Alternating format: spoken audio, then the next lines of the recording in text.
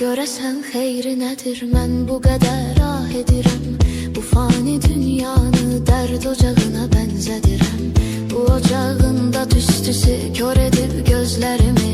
İri addımlar ilə uçuruma doğru gedirəm. Elə bir haldayam ki düşünürəm çətin düzəlim. Yox heç kimin günahı, özümü yıxıbdır özəlim.